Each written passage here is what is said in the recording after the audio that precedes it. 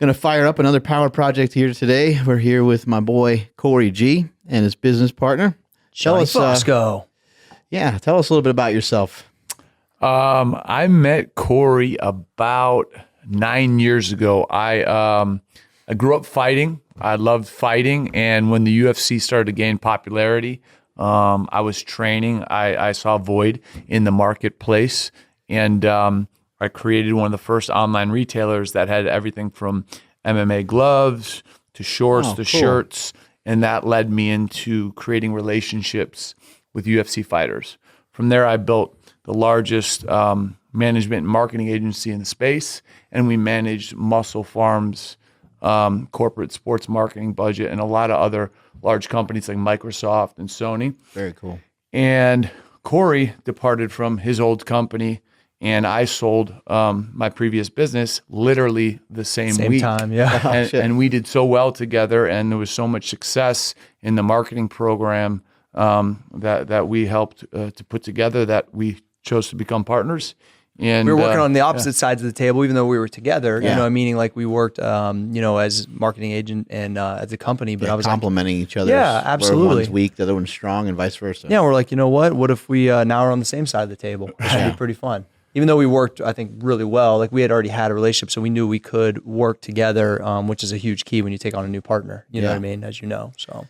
Yeah, MusclePharm, back in the day, seemed like they were wheeling and dealing with all the big names. Yeah. There was a lot of good publicity surrounding the company. They had Arnold, they had C.T. Fletcher, Tiger Woods. This is just to name a few. This the is UFC main deal, which was big, which John helped with. It was like we had the awareness, and then I built around the social media stuff that kind of captured the person. But what was interesting about that was got to do all that stuff. And now transitioning from that to building direct to customer, very similar to a business like you run, Mark, it's like, I don't miss the retail game, to be honest with you, at all. Dealing with vendors and all that kind of stuff like we did with MP. We were in 100 countries, 60,000 doors. It was big, but there was a lot of holes when you're that big sometimes. Yeah. And so John and I building Max Effort together, like I learned so much. John learned so much because he was in the trenches with me on a lot of the marketing stuff. And like, we're able to deploy things we know I would never do again to do right by this one. And so, it was a great learning experience, and it was successful to a certain point. Yeah, it's cool. And the reason why we're shooting the shit about MusclePharm is because Cory Gregory is a co-founder. Yep. How did all that come to be? It seems, like when I first met you and stuff, and you started telling me that you were the co-founder of it, I was just like kind of blown away because the company did turn into a big juggernaut, into a big machine. So how did that come to? Yeah, the fast version of the story was my old business partner I had met through another company and called me one day and just said, hey, I know you understand the training part of it and the customer service. Like he knew I was good with people and I could, kind of build that around. Same thing I do for our business now. And just asked me if I wanted to start a brand. And I was like, I've been trying to get into the space because I have like two different lives, basically. I've got the personal trainer, Cory G, that's a local business guy that I built for 8 or 10 years. And then when supplements started kind of entering into my, fitness journey since, we'll say almost like 10 years ago, then I have kind of that version. My business is really split in two different lives. There's the pre-MP and post-MP, which is now into Max Effort. And so it's like, I was excited to get into the space. I didn't know what I was doing, just like anybody else that gets in the business. So like, it was such a good learning curve to see something grow like that. And then to, the second time around, change a lot of things. Right. So it's like, there's wins and losses in every business, right?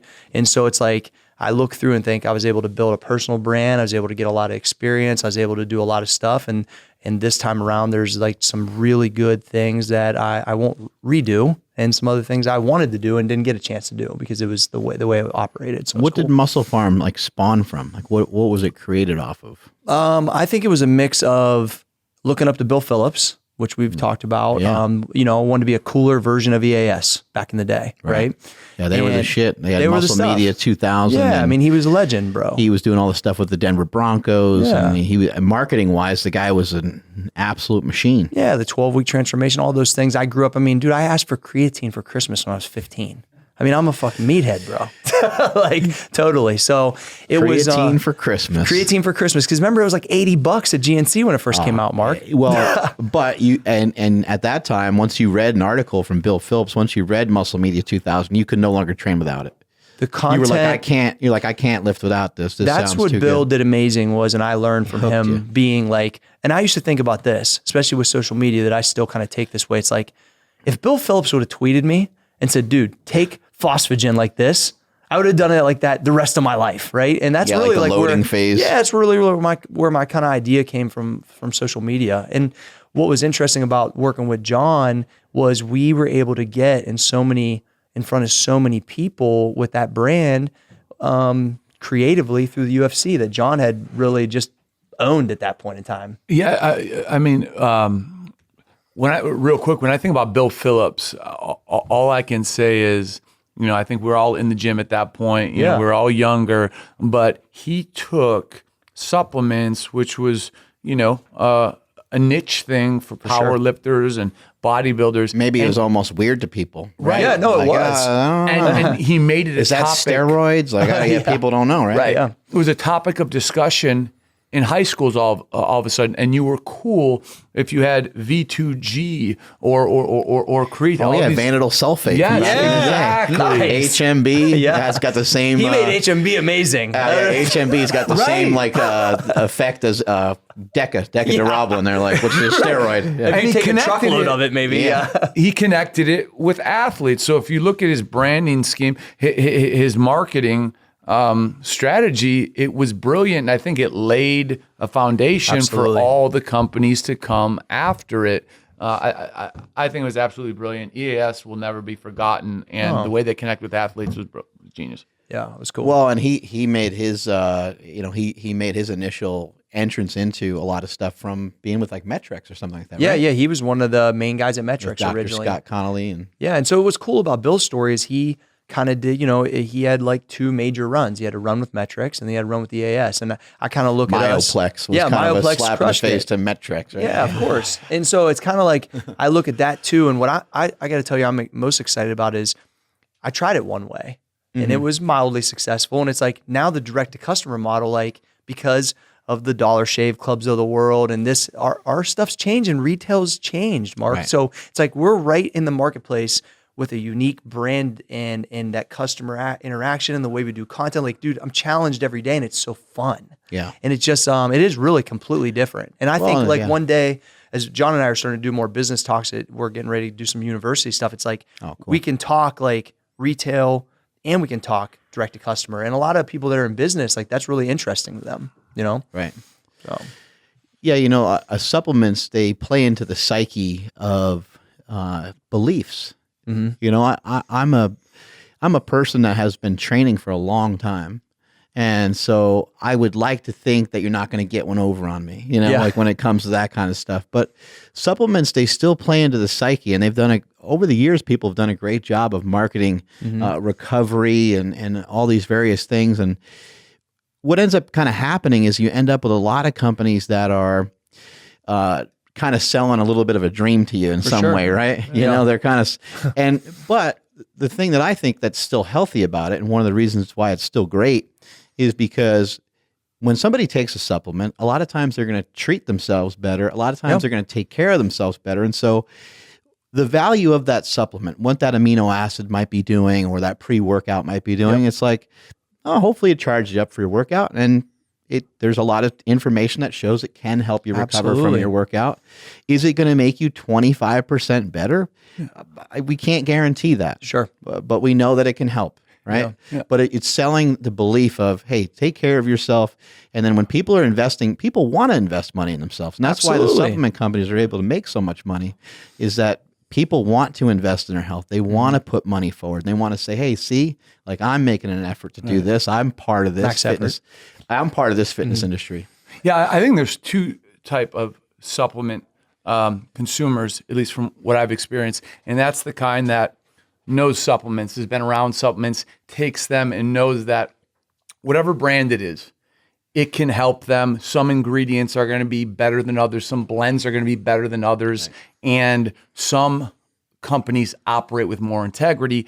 And then there's the consumer that truly believes the before and after, if you will, right? The before and after of on cycle, off cycle. Right. So I think as a supplement company, when we're communicating directly to consumer, you have to speak with a level of honesty. Like, listen, for us, the ability to go direct to consumer means we don't have to give away a large portion of our money to retailers like GNC, Vitamin Shop, and Bodybuilding.com. But should we just pocket that money? No, we want to give that money to our consumer. So if you buy a large amount or a basic amount of supplements from us, we give you an extra shirt. We give you an extra shaker. These are things that people spend 25, 30, 40 bucks for. Right. We just gave away a sweatshirt. So as opposed to giving it to GNC and hoping that they don't send back half of our shit. Right. Or trying to flip them to their brand like they fucking do. Right. We give you this. Yeah. We give you that. And then all of a sudden you feel part of something. Right. It's a different culture. It's like completely different. And going back to what I've always led with supplements is that you're asking, like I'm asking my body to do something that an average person isn't doing, Mark. Average people aren't lunging 10 minutes like we just did. Yeah. So don't we need something else rather than Joe Schmo that doesn't fucking get out of his office chair? It would make sense. Absolutely. Makes sense. You need a little extra, right? Yeah, absolutely. And so when I talked to Arnold even about this, he's like, look, taking supplements doesn't make you a bodybuilding champion. He goes, but you're asking your body to do something completely different. And so it does need something else. Right. And so always leading with a practical application was my whole jam, which I learned from Bill Phillips. I mean, And it's also part of a regimen. Yes, like I'm going to take this and I'm going to work out at this time and I'm going to do things this way. Absolutely. And along with that comes a lifestyle and a diet and a, we don't all start out that way. You don't just wake up tomorrow and all of a sudden you're like full on in fitness. Yeah, of course. Taking supplements and doing the whole thing right away. It's a progression. It takes some time. I've been a huge proponent of supplements since I can remember. I mean, I started lifting at around 11, 12 years old, just very, just kind of messing around. My brothers got me into it. And then as I got older, I started to get more and more serious about it. But supplements were always there. They were always part of it. Same here. Phosphagems, HMB, vanadyl sulfate, like all those things. I was taking all those different products things. of early EAS. Ain't that funny? Yeah. And even the original Metrex, the original Metrex bars go back to the steel bars, which only had like 15 grams of protein, but 58 grams of sugar. I remember reading that on the back and I was like, how is this like a world record that they're trying to send? They're trying to set with how many It's amazing grams? how it's changed over that amount of time. Right. Just like the quality and the taste and that, that soccer moms want to eat. A lot of people will say that you can't get big and you can't get in shape if you're, that people are more proponent of food, especially nowadays. You hear people saying you got to your supplement is your food. And I agree with that to some extent, but I'm 245 pounds and I'm in good shape and I've been able to sustain muscle mass for a long time. You're jacked. And I've been able to maintain this in a big way that I've been able to maintain this is through the usage of supplements. Absolutely. I mean, obviously people know my story from Bigger, Stronger, Faster. You have your own stance, your own way of course. Of doing things, but it's been a huge part of my life. And I've had protein shakes for the last 15, 20to years, nearly every day. Yeah. For a very long time. If you look at that, I mean, the definition of the word alone, supplement, means you're kind of supplementing food, right? Because we all have busy schedules. We're working. We don't know where we're going to be in 20 minutes. Are we with the kids at soccer? You don't know, but supplements can provide a consistent source of nutrition for people who live real lives. We all can't cook 3 to 5 meals a day. John can't cook one meal. I can make cereal. Okay? The Bachelor to the fullest. Do you use a lot of milk? A little extra milk. I can't tell you the ratio, but yes. Because like my wife and kids, they drown the cereal in their milk. Yeah, of course. You can't even see the cereal anymore. I'm not gonna lie, I love Lucky Charms. And I wish I only use a little bit of milk. And my boy Jesse Burdick, we had a discussion about this last time he was on the podcast. He only used a little bit. Do you drown it in tons of milk? Drown it. Same here. Drown it. Drown it. You're getting that extra. Can I swear? Yeah, you get- can oh, swear. yeah. Okay. Fuck. Yeah, I used to be like the guy that would eat a whole box of Lucky Charms and drown it like in a half a gallon of milk and fucking loved it. Get that extra protein in there. Oh, Yeah, with whatever's in the wheat part that, I just want to eat mostly the marshmallows, but classic. I've mixed up protein shakes because I'm like lactose intolerant. So I've mixed up protein shakes before and ate cereal with it. It's like greatest pre-workout meal of all time. Yes. Those fast acting carbs, before you hit the gym. Whatever they're making that stuff out of. Yeah, I know. Cereal is strange. Like rats won't even eat it. So bad for you, dude. It's insane. But we feed it to our kids all day. We're like, here, try this. It's unbelievable that became part of the culture that you're supposed to eat high sugar, wheat, whatever prior, like for breakfast. Us, man. Bad, dude. Real bad. And now we're screwed. We can't get out of it. It's bad. And you think about that. That's like, just the status quo of what everybody thinks We're they should so do. messed up that people will talk other people out of exercise. They'll talk other people out of doing something healthy. Mm-hmm. Oh, don't buy it. Why are you buying a protein shake? That's because it's bad for your kidneys. They're bad for your liver. It's like, wait, what? Yeah. I'm always like, what about like I had this client one time. But you're rolling through In-N-Out Burger frozen every day. yogurt has no fat. Yeah, it has 35 grams of sugar. Or like I had clients that would come to the gym and they would eat like 2 honey buns from the fucking gas station. I'm like, dude, like, did you not look at the back of that? Like, it is amazing. And like, let's put it this part way. of their day. We're never gonna be, out of business. I mean, just from a standpoint of like being in the fitness because it's just so needed. So needed. Now you got me thinking about those honey buns. They taste good. I'd love to get your take as obviously a huge fitness professional, knowing everything about supplements.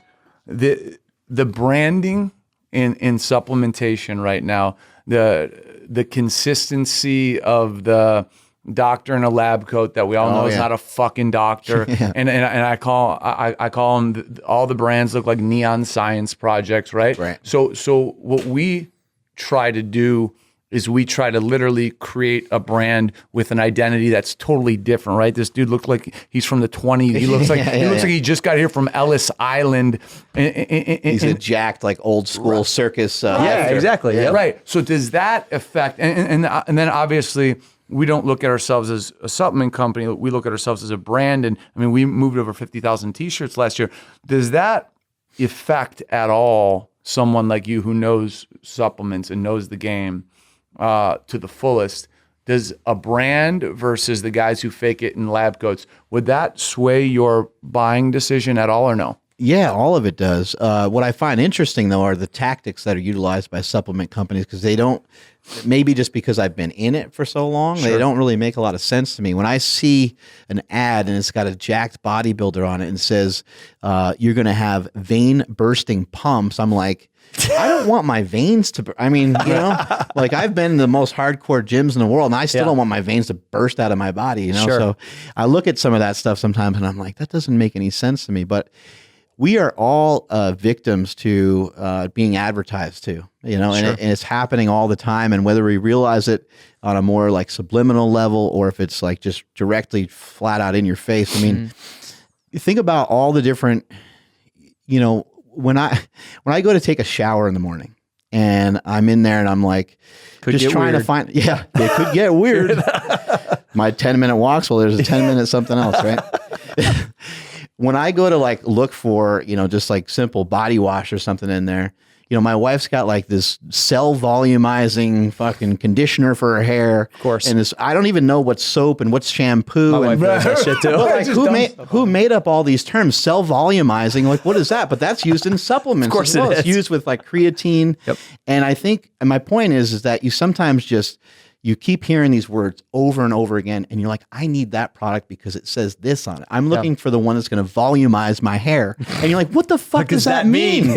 How is that a thing, But like all the way to the point where someone won't buy another brand. Right. Yeah. So the brand plays a huge factor into it. Well, I think the other thing too is just leading with, hey, I mean, how many revolutionizing stuff is in the supplement world is going on at this point? Like there's some new ingredients, but at the end of the day, it's like quality, tastes good, mixes right, price point, cool brand, culture. Yeah. And you're going to buy it anyway. So you're going to feel a part of something. It's going to taste good. It's going to make like those like intangibles for me were really important as we were putting this together. Like we're not going to let a product out if it doesn't taste like. It's amazing some of the way some of the shit tastes on the market, bro. Yeah. I was blown. I'm like, how did you let this out of the lab? Like, so it's like, really, it's like just about putting a quality foot forward. They let it out because it was cheap. Yeah, that might be true too. Yeah. So I think the other thing that happens too is a lot of times it's not even a fitness person. It's not even a fitness oriented person because the company doesn't gets take it. large and maybe they made money from real estate or whatever, and they don't really care. It's just it's another company for them. I think which that is was a different business, right? I think that was a big part of it too. Is that when I was telling John, like, when we do this, like that's so important because being a practitioner and him being a practitioner, like we got to both be like, yeah, this is a fucking killer. Like now we'll release it. Not like, oh, yeah, it's okay. Like I'll go through I went through like 9 or 10 times to get the base lemonade right. Just right. You know what I mean? Like, so I try to be kind of a perfectionist on that if I can be. I mean, that's kind John, of the point. is Cory more the idea guy when it comes to the actual supplements itself? When it comes to the supplements, absolutely. Cory's the best at it, and when he puts stuff together, and the samples come to me, I'm always blown away with the work he's done.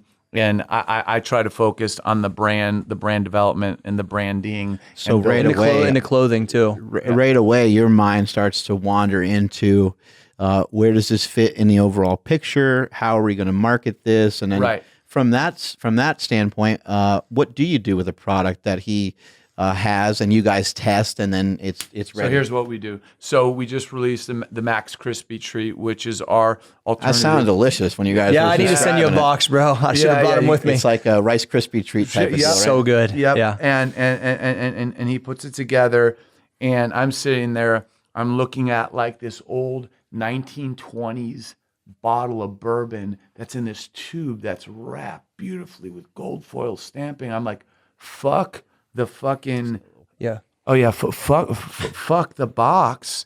Let's put this out in a tube that looks old school, like this dude from the 1920s, and looks like it's from that era. So great bar, great packaging. In our company, like right now, every delivery comes to you in a screen printed burlap sack to represent this era. Again, complementing great products. And something different because you got to figure like everybody just gets a box. Mm-hmm. So we didn't tell anybody it came in a burlap sack. Right. We pre-sold like 1,000 orders. And then all of a sudden they start delivering in these burlap sacks. And dude, what do you think they do? Right to social media. Holy shit. Like they feel different when they walk up on their doorstep, Mark, and it's there, literally cinched up. It's pretty cool, dude. I think we need some max effort sack races. Dude, we've done that. We did it at the Arnold last year. Oh, you did? Yeah, absolutely. That's the funniest looking thing ever. It's pretty classic. And it's like, it's funny because I mean, the jokes are limitless with the hashtag what's in your sack. Yeah. So like there's like. And we're here in Sac. Oh, in Sacktown, right? So like I get so many snaps of like, there's like a male person carrying it across the street, like that dude's got my sack, or it's limitless. So it makes it really fun, man. So it's cool. That's cool that you're having fun with it. Oh yeah, no, so much fun, man. It's like, and the industry is a blast. And John wasn't in the actual supplement industry; he had been around sports forever, and him being a consumer, like bringing him into this thing, like, and us working together on it, like, it's been exciting to kind of like get him involved in truly supplements because he was helping with the marketing and all that stuff at MP, but being a partner, it's been a blast. So working with UFC has got to be really, really interesting. I mean, number one, I've had fighters on the show and they always claim that they're not crazy, but I don't give a fuck what they say. You punch somebody in the face and you enjoy being punched in the face, then you're out of your fucking mind. So that's got to be a little tough to deal with these personalities. They got to be big, strong personalities, I would imagine.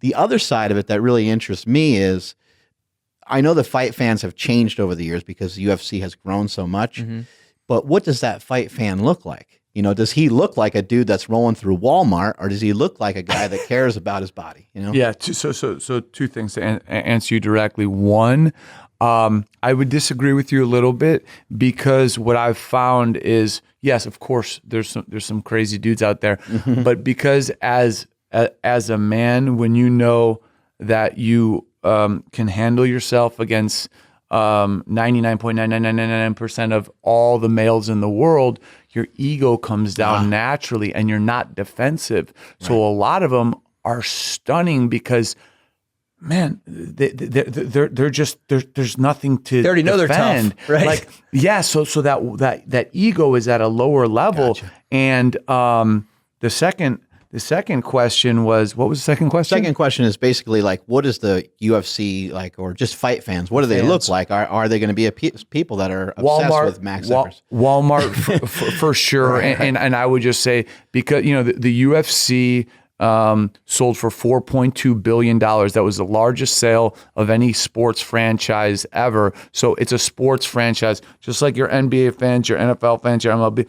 The majority of fans, not practitioners, aren't the fittest. Right. So yeah, they look more like fans and less like practitioners. Very different than like CrossFit, which is all practitioners, or even our industry, which most guys are practitioners. And that sport, when you market to them, it's very different. They're not fighters.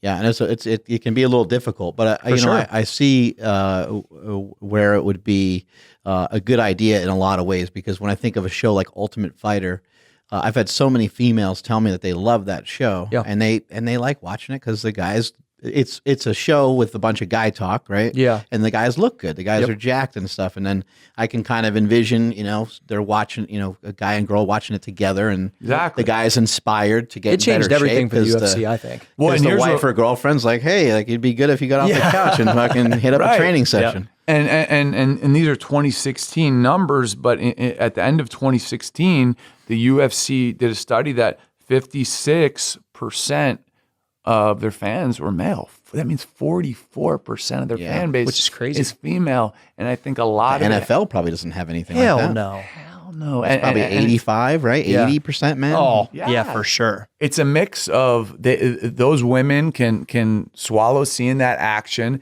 and they like to see fit guys. Like, it's just how it is. Well, the UFC did a great job branding itself and kind of like somewhat taking the fight out of fighting. Like they did it in a classy way without bastardizing the sport and without it having be a different sport. It's still fighting, but they did some things to keep it clean, keep the look of it sleek, and it's a competition. Yep, absolutely. And I think that once you watch it after a while, yes, there are occasions where somebody gets kneed in the head too many times, and there's some things that happen where even the most hardcore fan will go, "Oh man, I kind of wish I didn't see Looking that." away. Yeah. I don't think any of us really love seeing that, but it does happen. It is part of the sport. But I think they did a great job of showing you that it's a competition. Absolutely. And if you look at their business model, and I believe this is why they had a sale so large, it was, we have to spend our time, and this is starting in 2005 through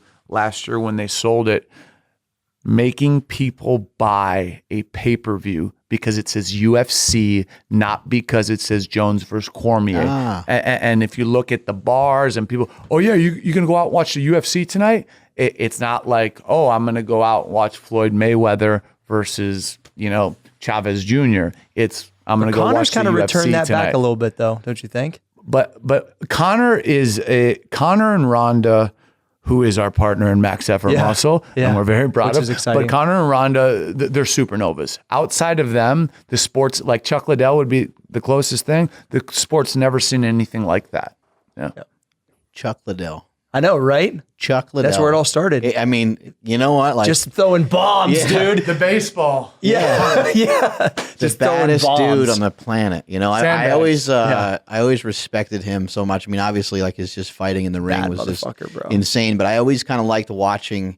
You saw Tito Ortiz was always trying to like market himself, and he was a great fighter in his own right as well.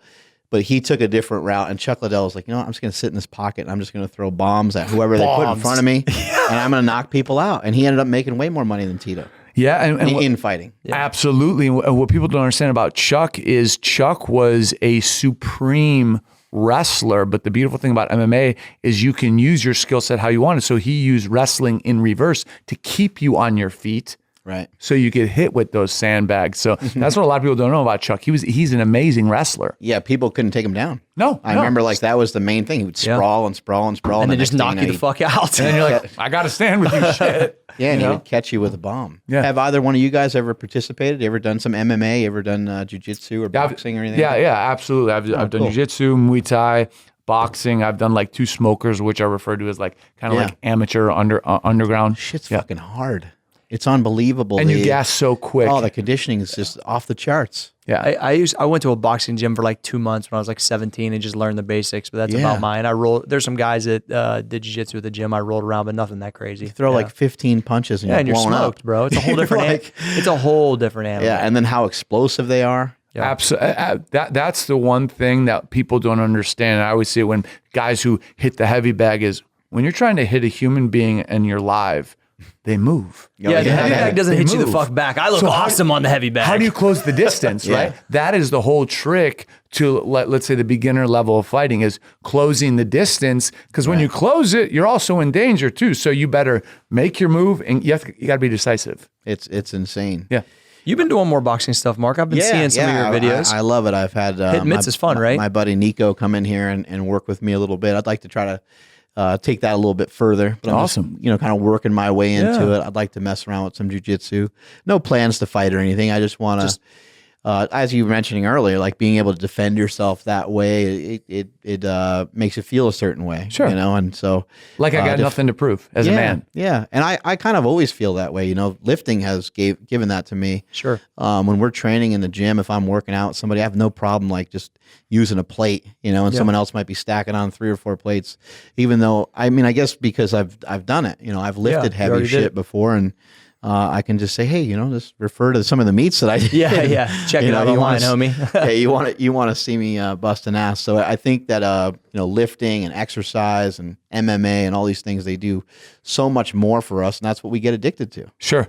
When you're boxing, just a quick question for you, because you're a huge guy, is it hard? Is your focus always thinking, okay, how do I put less on my stuff, use more technique so I don't gas? Because obviously you need more red blood cells. 250 pounds of muscle. Tell me about it. How's that? It's really tough because even when I'm, just working on a drill, even that'll blow me up. And then if I'm trying to be more explosive or fast, that'll blow me. So it's like, at this point, it's like anything, kind of takes me to that next level, but I do have to stop myself. I do have to concentrate on breathing. Yep. Just like when I take someone through a deadlift or a squat, they have to get verbal cues as they're going, and I need to kind of reinforce cues for myself when I'm throwing punches, and just learning little tricks that for somebody that's been doing it for a long time, it probably they probably don't think about anymore. But just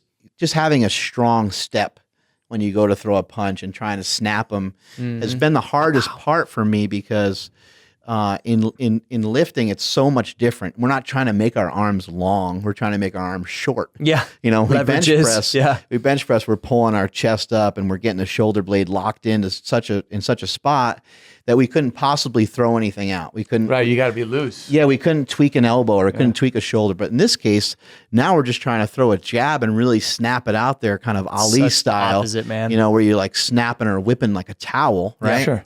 And I don't have that kind of same whip. It's more like a shove or a push. So it's going to take me a while, but I'm excited because I like the challenge of it. Do you think it comes from your feet? Because obviously, absolutely, you got to be on your toes when you're fighting, and when you're lifting, you got more of that base on the rear. Absolutely. It all comes from your legs and your hips and being able to kind of rotate them and move them properly. That's actually a huge part of it, is just my mobility has been pretty poor for quite some time. So, and then also the way that I learned how to box years ago, I went to Kevin Rooney, who's Mike Tyson's former trainer, and that was more of a squared up style.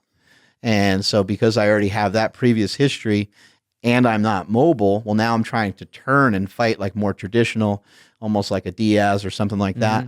And just even turning my body. Like amateur boxing stance where you're kind of like that. Absolutely. Yeah. Even just trying to turn my body like away from somebody a little bit is making it more difficult. Tell him your Diaz story. He'll fucking love it. Oh, okay. So I love the Diaz brothers. Here we go. This is a great one. You're going to love it, Mark. So I managed Nick Diaz when he fought Carlos Condit for the interim welterweight title. And after the weigh-in, all the fighters stay in the same hotel. So we were staying in Mandalay Bay. And me and the Diaz crew, including Nate and Jake Shields, are going back up to Nick's room after the weigh-in. And Condit's walking this way, okay? And the whole Diaz crew, 40 deep, stocked in 209, you know how it goes, is going the other way. And Nate throws his arms up, and these other guys like go after Condit, and Condit's like, really, in the casino? And they're like, yeah, come on, motherfucker. And they don't give a fuck, bro. and basically Carlos got away from him, right? And then we get up in the room and Nick's like, why'd you let that motherfucker go? That motherfucker was right there. Why'd you let him go? And that kind of faded, right? So we had done a deal to through his coach to I became his manager over the phone. We signed paperwork. It was the first time I met Nick. So he sits down in this chair in his suite, and he grabs a watermelon, and he looks at me and he goes, "Are you John?" I said, "Yeah, I'm John. Nice to meet you." He goes, "I'm Nick. Nice to meet you." He does one rotation in the chair. I swear to God, one rotation in the chair, takes the watermelon and busts it on the table as hard as he fucking could. And he was like, "Why the fuck didn't we get Condit? You get the fuck out of here." And I was like, "Nice to meet you." Like literally, I've never seen a human being go Jekyll and Hyde like that. And every element of that story was true. My old partner witnessed it, and I was like, holy fuck. This dude's for real. Not wired, He's right, bro? for real. Like this watermelon dude was out. His whole posse, they had watermelon all over their face. It was amazing. And like, why does Nick Diaz have a watermelon in his room? Why would he go grab a watermelon before he talked to me? So random, that's bro. fucking nuts. Was it? I mean, it must have been really difficult working with a lot of these guys, though, right? The tough ones, yes. So a guy like Nick, yes, one of the worst, and I fired him because I almost got in a fight with him, was Dominic Cruz. Dominic Cruz is the biggest asshole I've ever met in my life. And he's a great fighter. Yeah, an amazing fighter, one of the best in his weight class.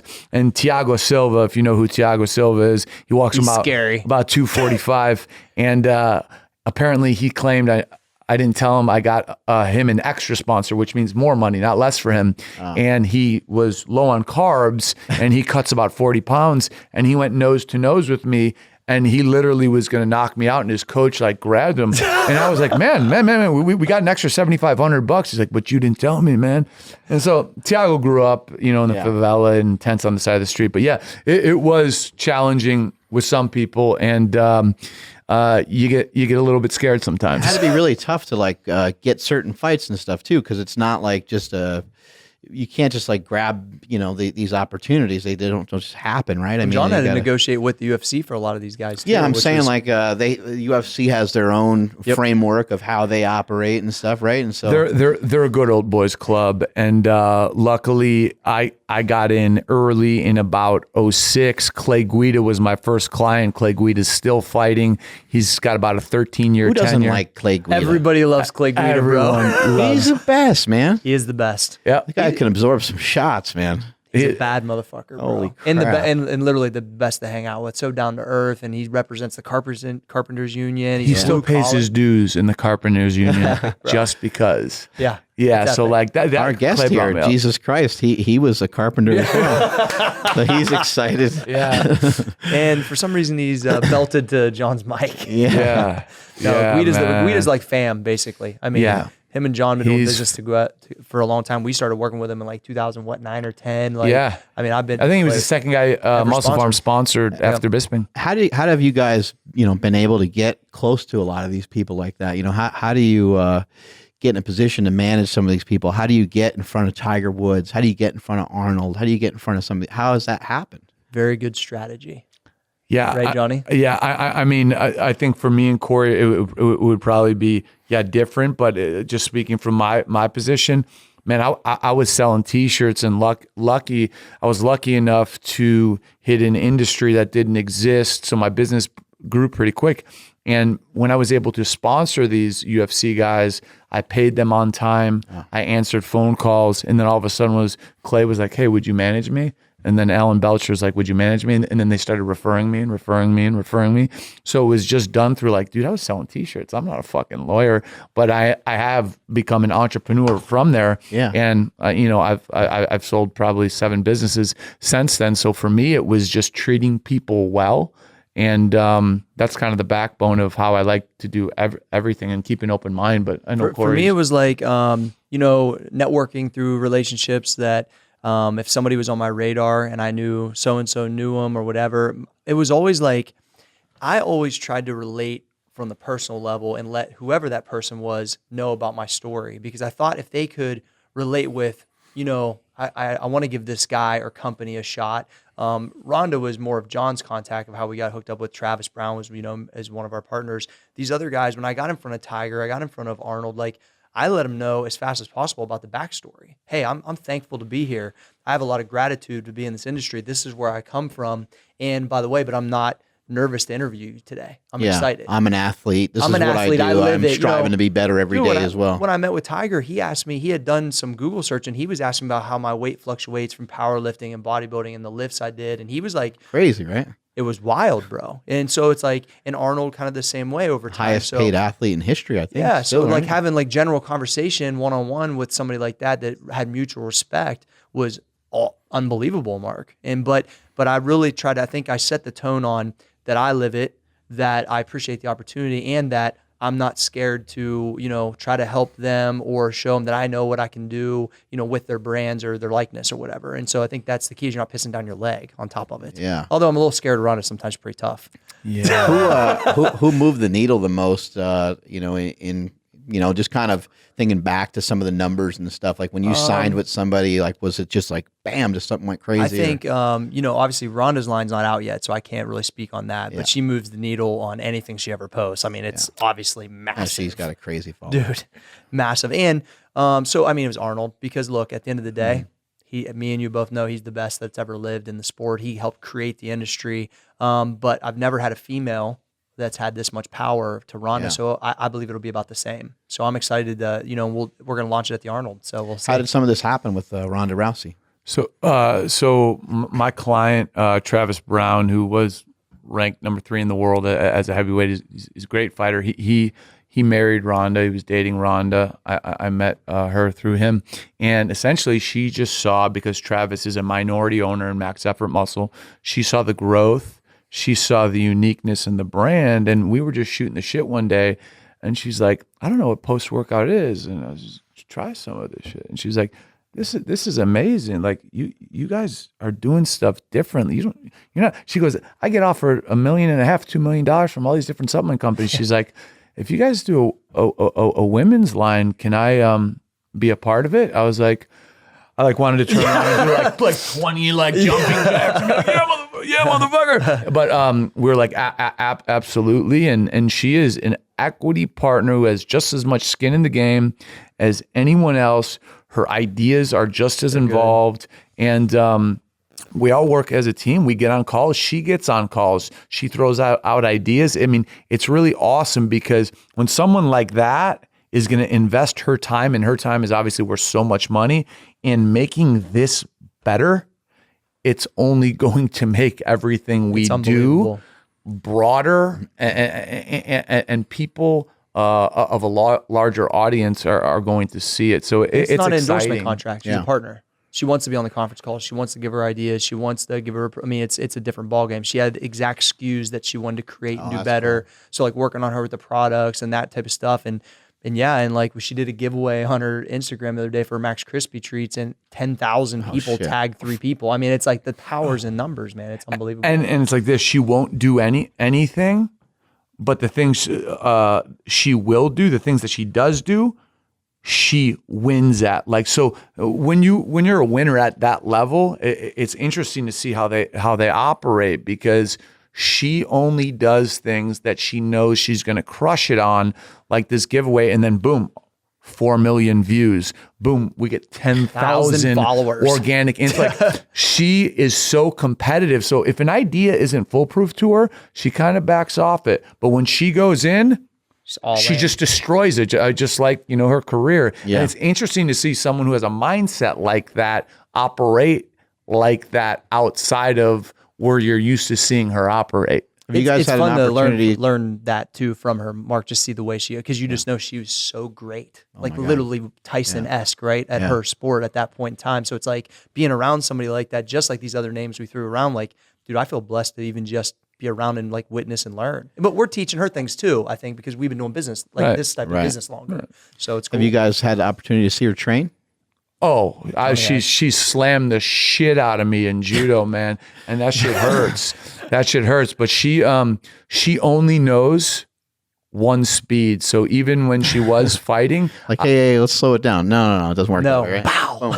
Yeah, so she would come after guys in the gym with MMA gloves on, and she would knock guys out. Yeah. And she's like, "Where's the next one?" I mean, she only knows how to kill, and then you have to like say, "Stop, turn the switch off," and then she does, but she only knows one speed. She's going in the Sports Hall of Fame for judo at the Arnold Classic. That's so she'll great. be with us at the Arnold Classic, but they're doing a big ceremony for her to be, because she was a silver medalist in judo, right, Johnny? Bronze medal. So, yeah. Does she have a desire to be in the fitness community? Like, do you guys know? I mean, is that something like She has a desire to spread, I think, fitness to females and just continue to be like a person that they look up to. She knows all these little girls and the lifestyle of it. Yeah. She's gonna be. I mean, obviously she's been in the gym training for years, but she takes care of herself. It's important to her. She's what I like about it, and I'm similar in this regard. Like, it has to be dead on, Mark, or she's just not going to get behind it. Right. I mean, there's no, like, we're not getting anything by Ronda Rousey. You know what I mean? Like, she's very detail oriented on what she wants to put out and get behind. And so to me, I respect that. Like, that's what I want. That's what John wants. And so it's cool, man. I mean, to say that we've been able to work with somebody at this level and be a partner, it's pretty exciting. Well, and she's doing a transformation. For someone like her who's in movies, who's willing to say, "Here's my body now. I'm going to take a bunch of supplements and work out hard, and here's my body in 90 days." I mean, man, that's risky for your career, right? Yeah.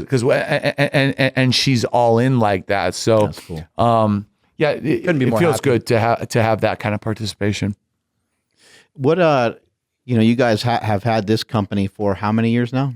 It's only like 15 months, Sean. Is that what it is? Oh, okay. 15 months. Yeah, roughly 14, 15 months. It's still a baby. And I'm just going to say this, and we have generated more net revenue than MusclePharm has in their history. Fact. Boom. No comment. So, were both you guys employed by MusclePharm? John was a contractor, Yeah. and I was co-founder / employee. But I was a shareholder, and I paid the price. What do you guys think happened? Because there's a lot of companies that get real big. Mm-hmm. Everybody, on Instagram and all the people that are. I'm gonna be dancing, but keep going. Yeah. Well, you can answer it in a general way or whatever, but everybody's striving to be quote unquote great. Everyone's striving to be a millionaire. Everyone's striving to put up points on the scoreboard and to turn their company into a monster, turn it into a machine. And I think that a lot of people, maybe they don't even know what they're getting themselves into. Maybe they have to kind of think their strategy through a little bit better, because they could get into something that can break you. It can break up your life. It can break up your marriage. It can really hurt and affect things in a negative way. Here you are thinking you're doing everything positive. Mm-hmm. Like, we're going to drive this fucking thing, and we're going to do $200 million or whatever the number is. Sure. And we're going to have this great thing. Things can happen too fast sometimes, Mark. And I think you said this when we were talking about scaling your business has never jumped so fast that it was a problem, right? You were able to scale it over these last 7 or 8 years. I think, if there's not enough checks and balances, there's too many people, saying this and that. You add a board of directors of people that don't really understand the industry. I come from like a really like customer service, product-based way to do things. I'm not a Wall Street guy. I'm not a board of directors guy. I'm not really even like, I can be an executive, but it's not even really what I look forward to. You know it's what I mean? we have to have a board meeting about that. You're like, why can't I just fucking talk to John? Yeah. Well, we can, which is what I love, I'm just right? saying, like, exactly. So I think that there was a lot of moving parts, and it was going real fast. And I'd like to say, like, look, it had some great things. There were some things that we crushed, but there was a lot of holes in as we grew, that there were spots like operations and things that needed to be better. And I wasn't really in charge of a lot of that stuff. I was more on the customer side. So, but on the hindsight, if I wouldn't have went through that, this wouldn't be what it's going to be. Right. So it's all, you wish this could have happened different or that. But honestly, the adversity that I faced to have to get up one day and go, I started this thing, I stood by Arnold, but it's not for me anymore. That was a realization, because it wasn't what I started, it changed. Right. But I got up and said, you know what? It's just time. I mean, some things run their course over time, and I didn't want it anymore.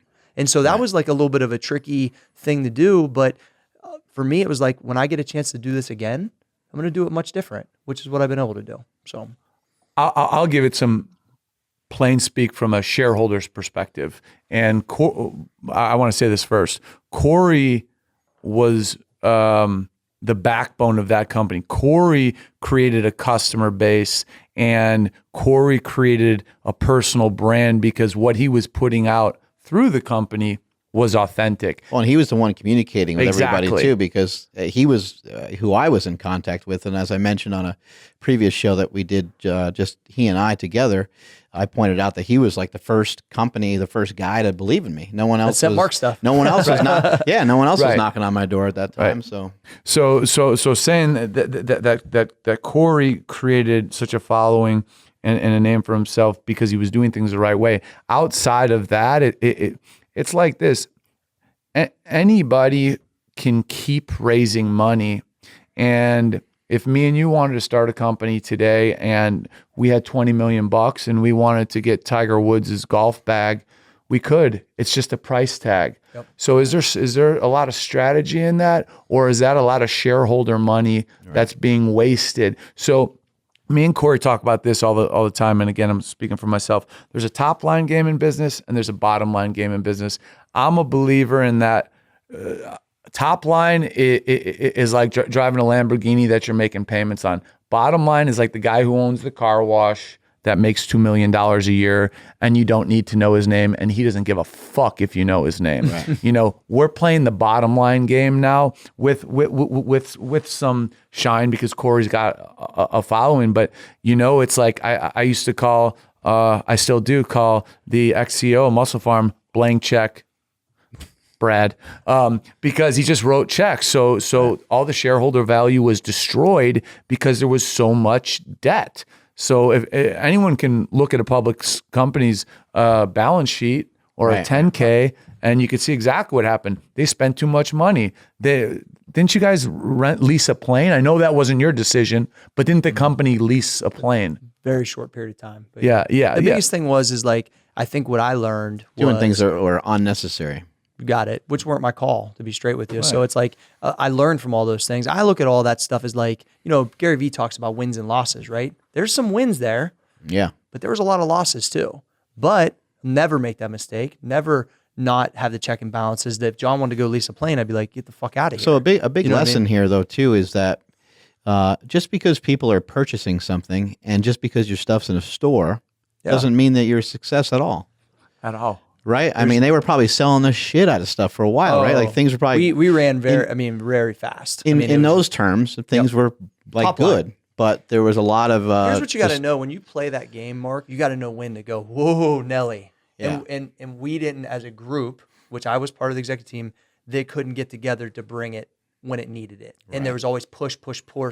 And it's like, what I love about this whole thing is I believe that the business that I've been through personally and now with John, that I can teach to the highest level. I mean, Mark, I'll be able to stand and hopefully in front of Harvard Business someday and say, I played the game that sold $500 million and I made X.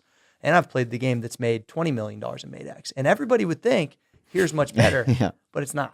Right. Now, what I got personally out of it was a name in the industry, amazing relationships. Don't get it wrong. Like, I benefited from it. But if I didn't come out and do these other things, it really wouldn't have been an ultimate success for me. It's only a success because of the body of work total.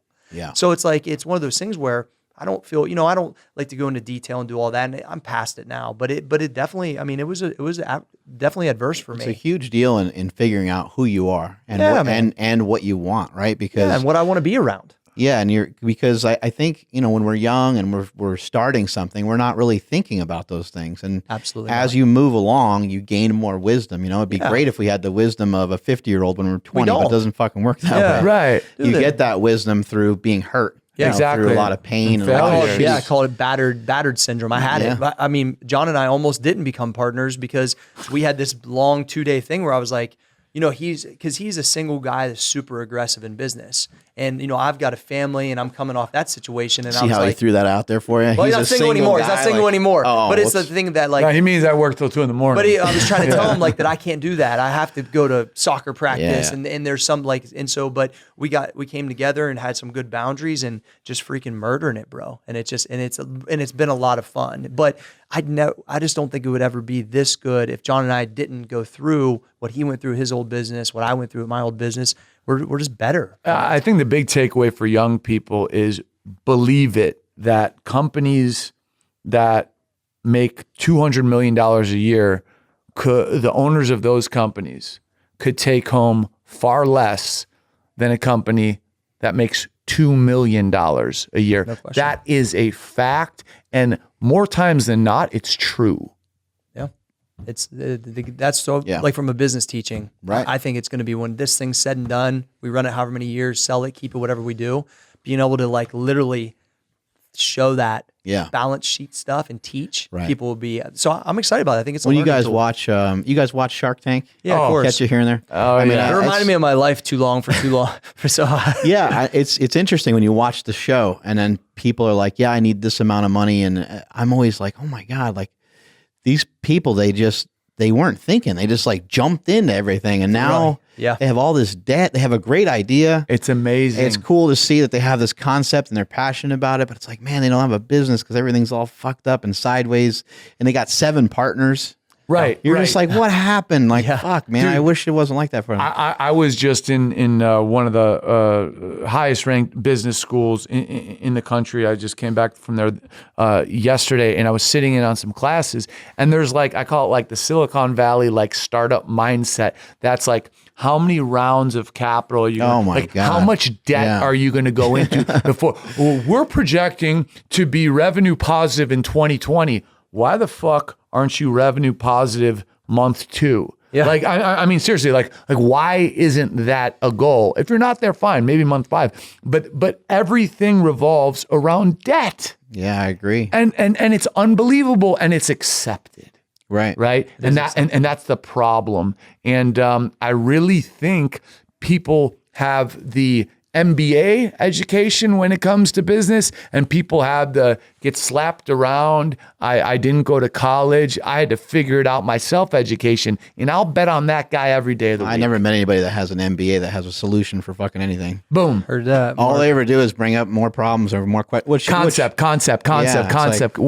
It's like you don't have a solution. You can't execute shit. I had that problem a lot, man. I was sitting across, tables from guys that, from this firm or that firm, and hadn't even done a quarter of what I had done in sales, and they just fucking hated me. And I had abs on top of it. I was just, I mean, straight up, bro. They're like, they just move money. They went to Cornell and they moved money, and they're like, fuck this guy. I mean, dude, I went through it like crazy. That's why I was like, fuck this world. Well, these people, they don't have respect for money a lot of times because they're bouncing from one business to another. What do they call it? Like a serial entrepreneur or something like that. And even the word entrepreneur is just, it gets thrown around so much. It's like, just because you're unemployed doesn't mean you're an entrepreneur. Just because you have nothing going on. You know what's so funny is though, how you're... much cooler it is now than when I started my business at 20 years old. It meant you were a loser back in the day. Dude, I swear to you, that's what it felt like. I remember when I said, I'm not going to go to school. All my friends are in college at Ohio State. I'm going to start this personal training studio. They were all fucking worried. Everybody was. But look at like you brought up the Shark Tank, the show The Profit, what CNBC is doing for showing the world business. It reminds me of what Food Network did for food 15 or 20 years ago. Yeah. No, seriously, it's really showing people that business can be interesting, and that's true. And there is an equation. You can't just walk in a room and say, I want this much money, because it's like, if you've watched Shark Tank a lot, the same 20 questions that they're going to ask. And how the hell could you walk in unprepared? Watch 5 episodes, you know exactly what they're going to say. Yeah, and that's why they love airing that, right? Because they're like, I can't believe this guy wasn't prepared for this. Yeah. When Stan went on there, what was his experience like? He loved it. Yeah, he had a good experience. He said it was very raw. He said, what you see is what you get with that show. If you remember, he flipped a tire and he lifted that 200-pound dumbbell and all this crazy stuff.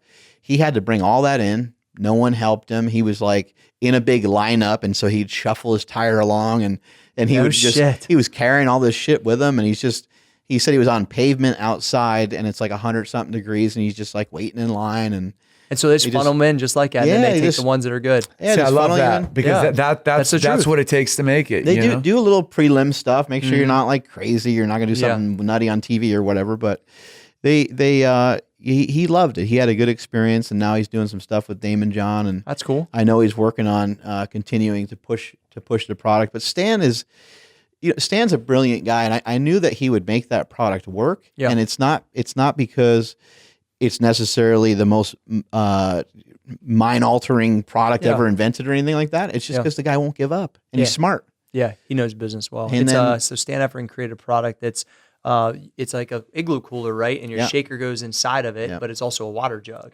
So it's pretty. And he's also created one that's a little smaller, a little bit more universal. So I think that one will actually be a hit. But just when you see somebody that doesn't give up, and when you see somebody that at least has some intelligence going on, and then third that they're kind, right? You know that success is coming their way in a multitude of ways. It could be money. It could be, not everyone's good at making money. Like making money is like its own weird separate little thing. But that somebody that has some of those attributes, that they're going to have a good life. Right, man. They're going to find happiness. That we always talk about on our podcast. It's like money, money, money. Once you've made some, you realize that I always say this, like, life-changing money isn't making $5 million a year. Life-changing money is when you made $30,000 a year and could barely pay rent, and then you made 80, right? Because 80, you can go out on one vacation a year, and you're not stressing month to month about bills.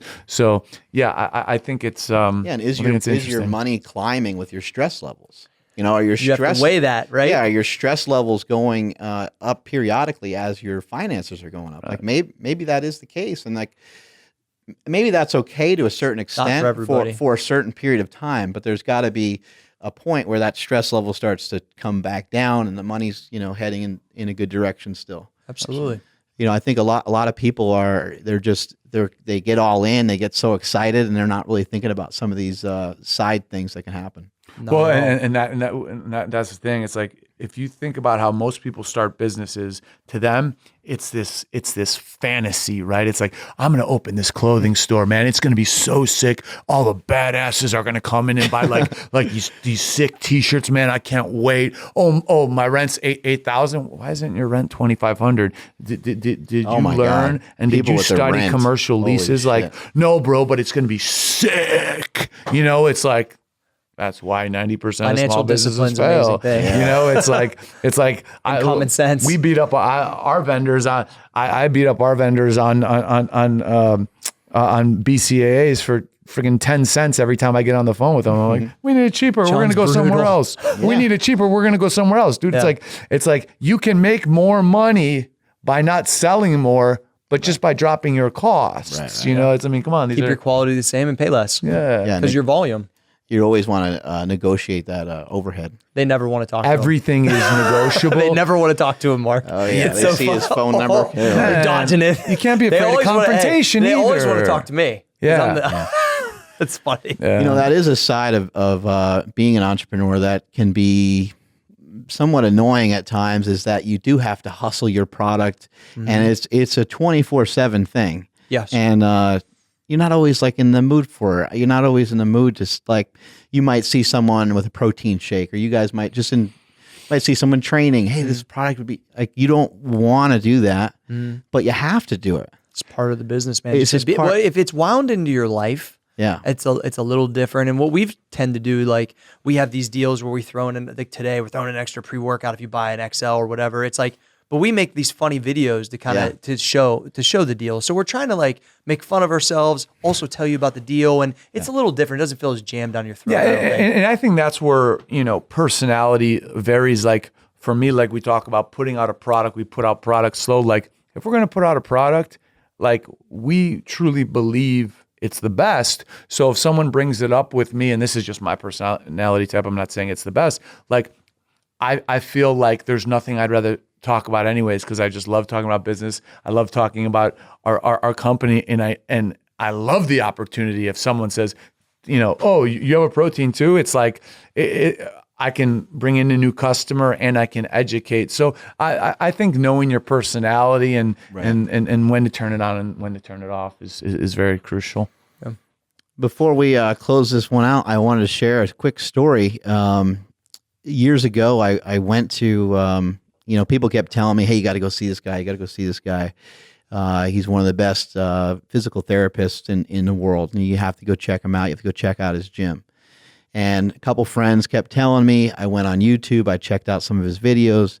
That guy was Kelly Starrett, and I actually did go to his facility, quote unquote, and check out what he had going on. And it was just a parking lot. Yeah, it's outdoors, right? Yeah. It was just a parking lot in San Francisco behind a sporting goods store right next to the Golden Gate Bridge. And it's windy and it's cold and it's rainy. Those people that aren't from San Francisco or have never been to that area, it actually gets very cold there and gets very windy. The weather can be kind of shitty at times. So I go there and I check this place out and I'm like, this guy doesn't have a gym. Like I thought he had a gym, and I saw some of the videos online of him teaching people about mobility and all these different things. He already had a really big following. And the second that I met him, I just saw the charisma just pouring out of him. Mm-hmm. And I was like, holy shit, this guy's got it. Then he had somebody open up this storage bin, and they started pulling out weights. And then all of a sudden, this parking lot that had nothing in it turned into this magical environment for exercise. And it just kind of started to hit me. I'm like, okay, the gym is not what I thought it was. Yeah. The gym is like in your heart. Mm-hmm. The gym is like part of your soul in some way. And people are coming to this destination for this particular guy. That's all they're there for. Yep. He had 200 clients, $200 a pop. And then he had this extra storage room that he called the pain dungeon or some shit like that. And that's where he worked on people, and he charged $200 an hour for that.